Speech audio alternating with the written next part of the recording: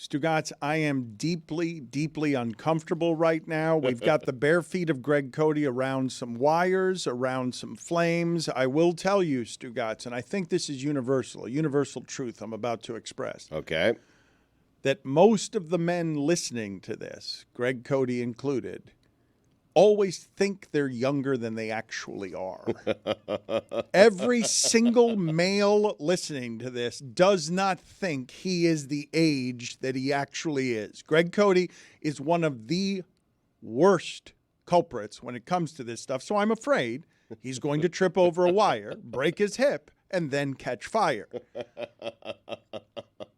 Greg Cote, where are we in the proceedings? I'm getting a lot of tweets here saying among other things, why is he preparing turkey in what appears to be, well, for lack of a better word, a dungeon of some sort? And then Billy Gill, this is directed to you. Greg handled a raw turkey, touched the mic, and then handed it to you. Wash your hands or you will get salmonella. I saw that. I Clorox wiped my phone and everything else, and I use a lot of hand sanitizer. So hopefully I'm okay. You can't get salmonella from a turkey, different species. Greg Cote, put it on the poll. Can Sure. you get salmonella from a turkey at LeBatard Show? Greg Cote, update us Get that from a salmon. Update us on where it is that we are, sir. How close are you to done? Talk, Dad. Greg Cote. Greg! Please, Greg. I'm here. You guys are going in and out. I'm having a lot of trouble hearing you. All right, Understood. just give us an update and get back down here, please, and don't catch fire. Just tell us where we are, pull it out, and get back down here. It's very close to being done. Wow. We expect to pull it out for real in about less than 5 minutes, possibly 3 minutes, and then we'll be resting it, cutting it, bringing it downstairs, the whole bit. Okay, and So you're going to cut it in the garage? No, we're going to cut it in the kitchen. Okay. Good. In the Good. eating area. Good choice. how are you feeling about how it looks? It looks crispy and it looks wonderful. How are I you feel great. It looks wonderful, honestly. If it tastes as good as it looks, I'll be a happy man. It looks great. We had a little bit of a calamity with the oil. We've been working extra hard to keep it in the green zone where it should be.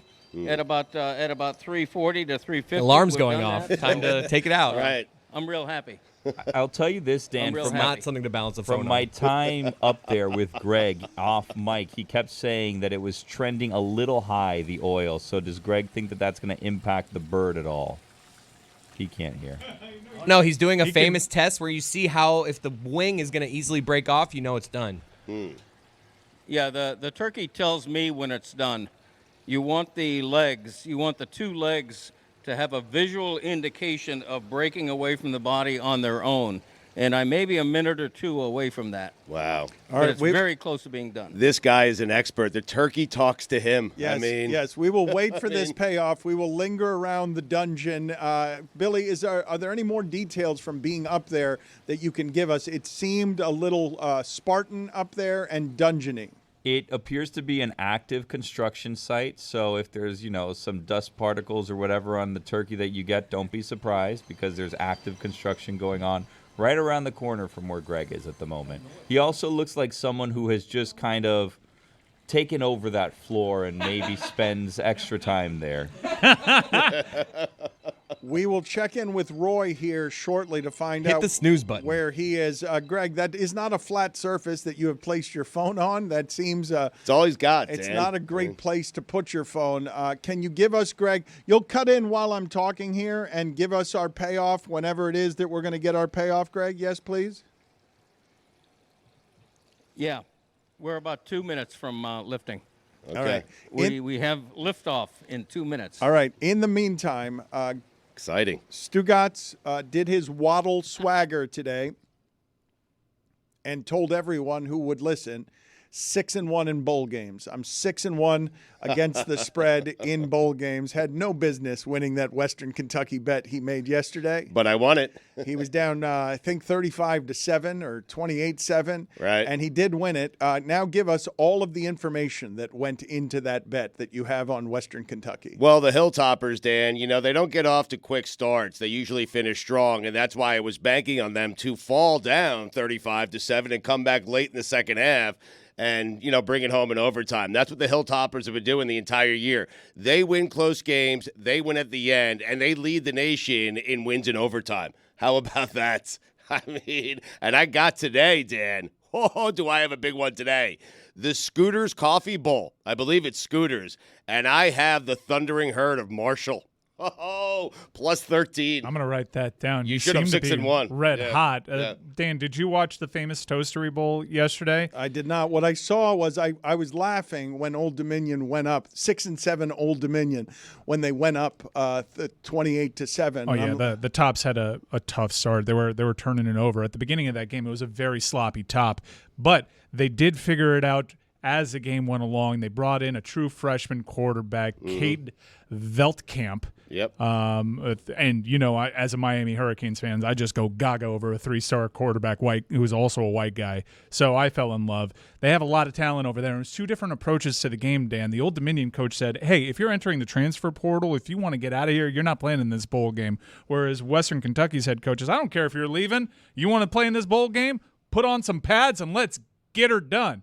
And it was amazing to see Western Kentucky show so much resilience. And in the end of that game, I flipped over to ESPN Plus to watch a bunch of kids do snow angels on top of toast that was stale. They loved this. This really meant something to them, and it made me fall in love with bowl games all over again. Amazing to you, but not amazing if you've been watching the Hilltoppers all season. I'm telling you, they get down big in the first half. They always come back. That was a quick hook for Turner Helton. They don't always come back.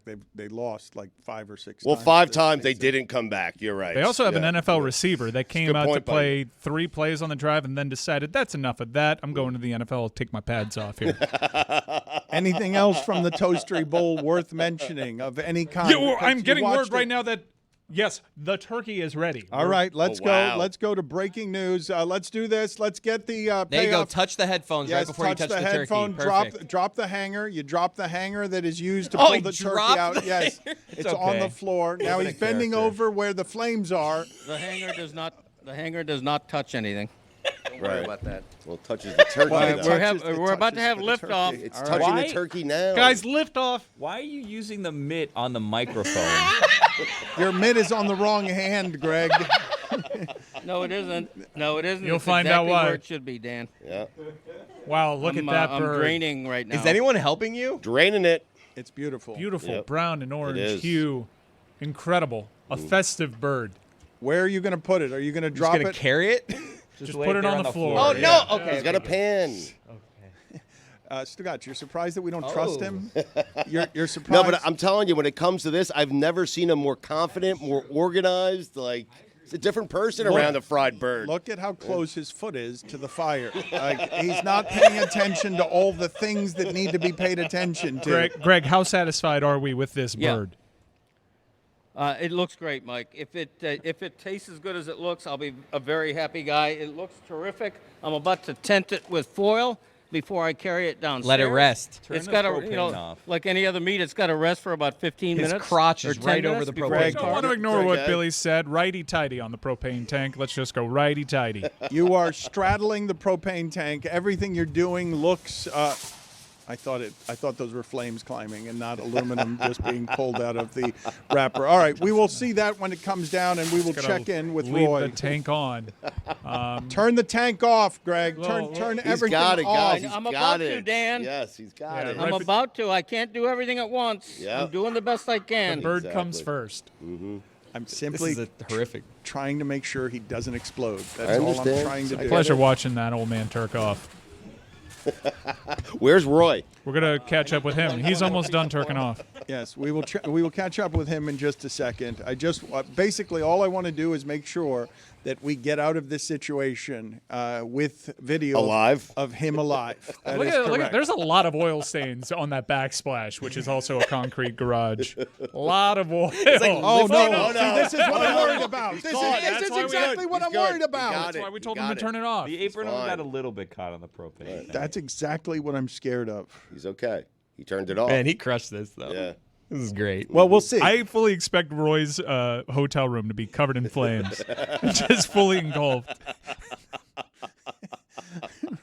Again, I'd simply like to revisit what I believe to be something that is outside the realm of my comprehension, which is Roy claiming with a straight face that he did not have time for the turk-off to get exactly the turkey that he wanted to be preparing so that he can make excuses on the front end of why he's going to lose this turk-off, because I believe he is going to lose. And he's going to blame it on a series of preparation techniques, all of which were under his complete control. I mean, man, when it comes to birds, though, it is peak season. Could be a supply chain issue.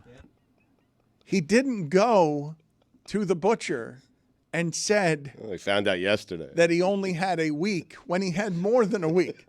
I mean, he's claiming it's a week. It was more than a week ago that we started the planning for the turk-off. And Greg Cote, who never has a back in my day, is wildly unprepared for all things that we do professionally. Greg Cote just crushed it. Yep. Greg Cote's got no excuses. He did that expertly. He did not set fire to bring anything. all his own. He did not, we were afraid he was going to try and do it in this room, and we were afraid that would be something that would make all of us catch fire. And so he did it on the 11th floor, under construction, and he succeeded, right? None of us doubt that will be a great tasting bird. It was like Jalen Hurts traveling, not with the team. Like we can't all die. So if something bad's going to happen, go away from us. It's got to be televised upstairs. If we have the viral calamity of an old man catches fire, which was at risk there. In fact, it seemed more dangerous than the pepper. I don't know that we vetted. I don't know that we vetted any of that Just properly. giving him a microphone. All of it. Laying a phone on like a cylinder. One of There my were so many things that gave The me mid-hand anxiety. on the microphone. With that shot, the bare feet, the phone, the oven mitt on the mic. on the penis-shaped pillar. It was just an obstacle course of triggers. You do realize, right? Like if he had caught fire in a live calamity that So went viral. on the internet, all of us would have been, in retrospect, well, yeah, of course, of course, that's what happened when we tried Just that. a week's notice.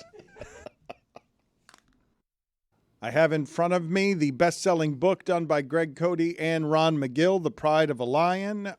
You can get it now. Many of you have already pre-ordered it, but it is a legitimate bestseller in a number of different categories, thanks to our audience, which obviously supports Ron Magill, one of the more popular people we've ever had around here, and Greg Cote, also popular.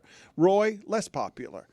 Roy is in the kitchen now, and we didn't get the payoff of Roy pulling the turkey out of the oven. We spent a lot of money to have him up there with cameras and whatnot. And now he's in the eating area with Greg Cote. We got no dramatic payoff. We also never saw him put in the turkey. We never saw him with a turkey at any point. No. The only turkey reference is Yes. he couldn't go to his butcher, and it's Right. not his Yes. turkey. So we don't know that Yeah. Roy actually cooked anything. That's correct. Roy, terrible at television and not helpful in this regard at all. So far, failing the turk off, is going to lose. But gave us a turkey to turk off with. That's right. And Yes. for that, we're grateful. But that we haven't seen yet. Right. No, I guess there's an air of mystery around it now. But you say he's going to lose. It all gets down to the taste. It doesn't matter what you do before. It No, matters but- how the but turkey so far, tastes. he's losing. I half hope it's a Well, no ham. doubt. I want it to be a ham.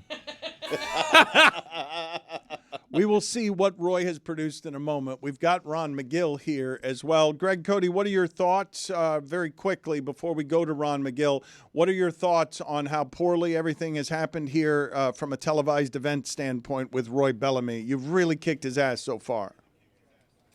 Well, we overcame the calamities to produce what I hope is a good bird to eat. So it's all good. Have you Thanks seen for nothing. Yeah, thanks. I'm glad I went to you. Okay, let's pull out of that and let's just do Ron Magill. I'm glad you guys were ready with the proper energy there to do a televised thing. Excellent work as always. Dan, you Jesus mentioned the Pride of the Lion, and we have a giveaway for the Pride of a Lion beginning today, December 19th through next Tuesday, December 26th. When you purchase a copy of The Pride of a Lion on Amazon.com or BarnesandNoble.com, leave your honest review of the book, and you'll automatically be entered for your shot to win a holiday gift basket from Mango Publishing. No gag reviews, I'm being told, just honest reviews only. and you must actually be able to verify your purchase. Winner will be notified next Wednesday. Ron Magill, the last time I saw him, was genuinely despondent. I don't believe I've ever seen him quite so sad. Your Cesta Cyclones lost an ability to get $50,000 for your substantive endowment on Friday. Yeah, you were crushed. You were crushed, and you looked at, were you a misery to be driving home with your wife, lovely wife Rita, who had plenty to drink? No. Yeah, she did have plenty of drinks. She was happy. Well, you were drinking too there, Dan. I saw you with a bottle of tequila. That's right. Anyway, the There was bottom no line reason is for that. the bottom line is it was just it was kind of $50,000 is a lot of money. What that could have done for conservation is incredible. At the end of the day, the guys played really hard. They're a great group of guys. I mean, Carballo, Manu, Bueno. These are great guys. They really took it to the end. They're in the finals. They made it to the Super Bowl. A lot of other teams can't say that. So I've got to be very proud of what they did, getting to the point that they got into. But, at the end of the day, you got Udonis Haslem. You got all these guys that look like a bunch of Adonises out there. They won. They all ripped off their shirts like they're in freaking doing, whatever, that Magic Mike stuff. And, Yeah, there was shirtlessness. Ray Lewis and Udonis Haslem were celebrating their victory, and I was proud. For years, we've been trying to keep High alive. We did it at Dania. There's only this is the only place where they're still playing High in the United States, and that crowd was big and energetic. That was not a small crowd. No, it was packed, standing room only. It was packed, people screaming, people getting very happy. I mean, when you have UD take off his shirt and slide on the champagne along the highlight court like he's, doing a dance, I mean, I guess it's a big thing.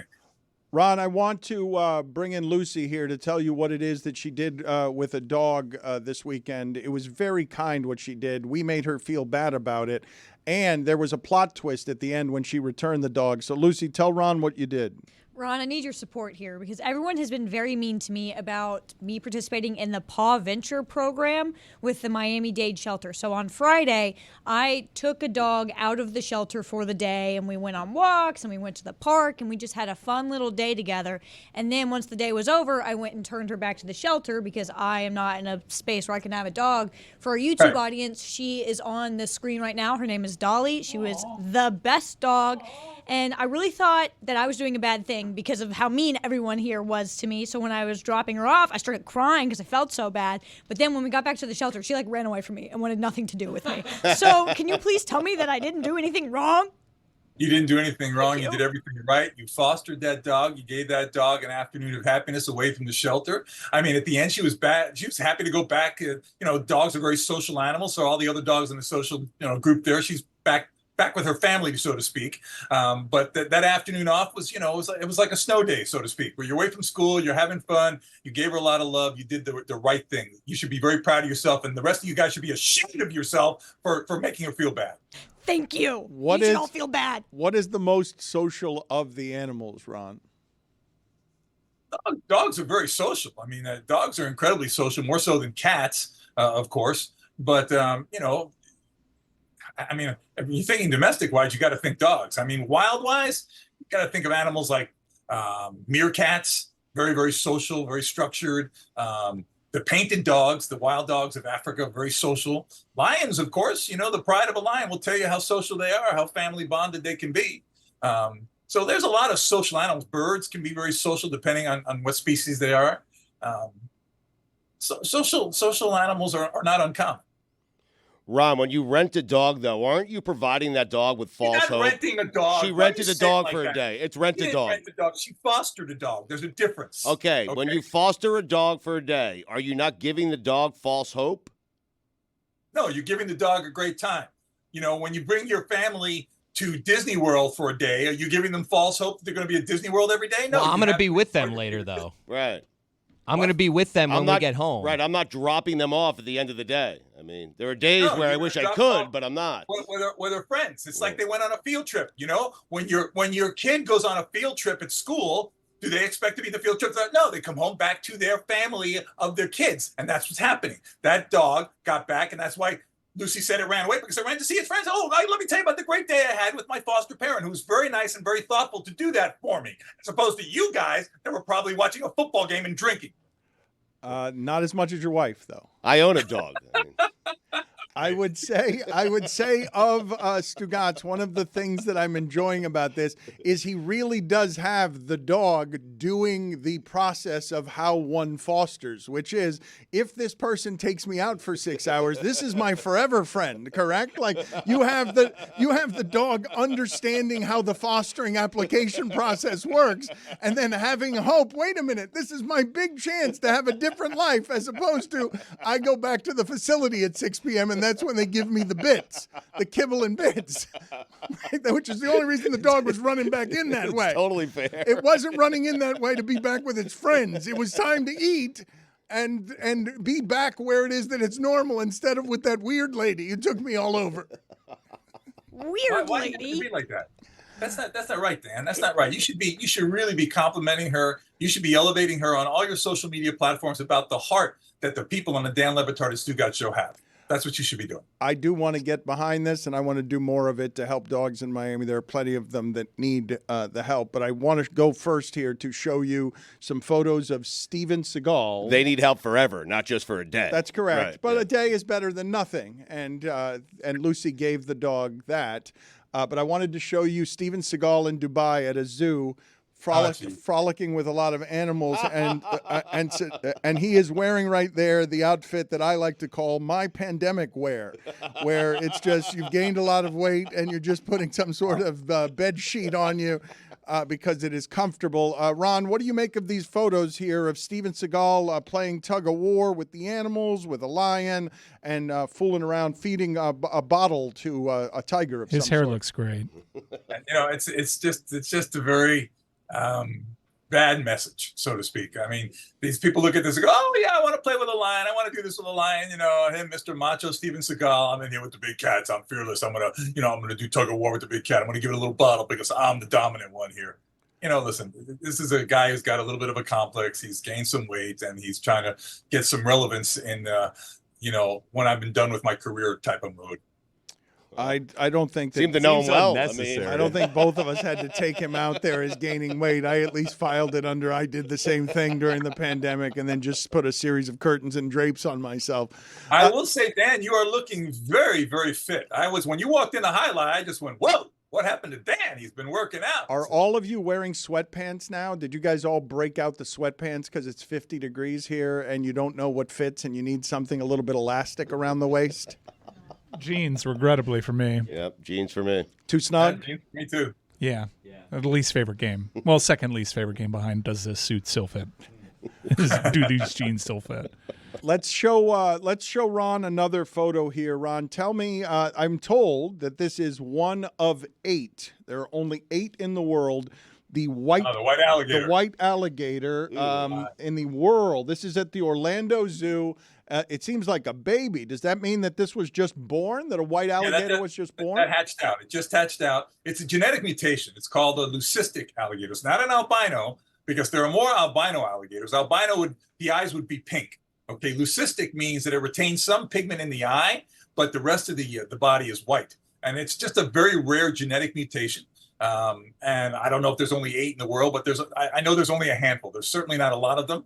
There were some very famous ones that were at the Audubon Zoo for a long time. We had one here at Zoo Miami years ago that was kind of on a tour, a traveling tour to zoos around the country. It looks like white chocolate. They look like they're made out of white chocolate when you look at them. What is the rarest animal you have ever seen in the wild? There was a Jason Williams there for you, Yeah. Stugotz. The rarest animal. Window closed. Is it a snow leopard or something else? I've never seen a snow leopard in the wild. It's one of my dreams to see one in the wild. The rarest animal, it's going to sound anticlimactic to you. It's called the Panamanian golden frog.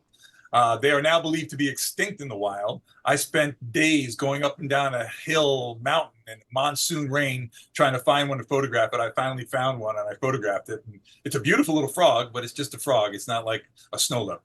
Is it your proudest photograph? Do you have a photograph that you waited the longest for that you regard as your greatest feat of persistence? I don't know if I have a greatest photograph of greatest. My favorite photograph of all is there's the Panamanian golden frog. Look at that. My famous favorite photograph of all is actually a photograph in the book Pride of a Lion. It's the photograph when Kashifa goes to comfort Kwasi after Kwasi almost got killed by his stepdad. Spoiler alert. That photograph is just to me, is my favorite photo of the over 1 million photographs that I've taken. That photograph, when I took it, I remember brought me to tears. He is an exceptional photographer. How often has that happened? Give me a number, Ron. Number of times you've taken a photograph that brought you to tears. Less than 5. Yeah, I imagine. And he's an exceptional photographer. The Pride of a Lion, as I mentioned, it has been very popular. Thank you to our listeners for supporting it. Get it wherever it is you get books. And I remind you, this holiday season is an excellent time to donate to Ron Magill, who spends his time every week here. He does not get paid for any of this. You pay him with support. You pay him by supporting his substantive endowment, which he uses to buy new Cadillacs and better clothes. Ron, thank you, sir. Good talking And to you. booze for his wife. And booze for his boozy wife, Rita, who's a lot Merry more Christmas fun than to he all of is. you guys, man. Merry Christmas to all of you guys. See you later, Ron. Good talking to you. Always a pleasure. Can't spell margarita without the Rita.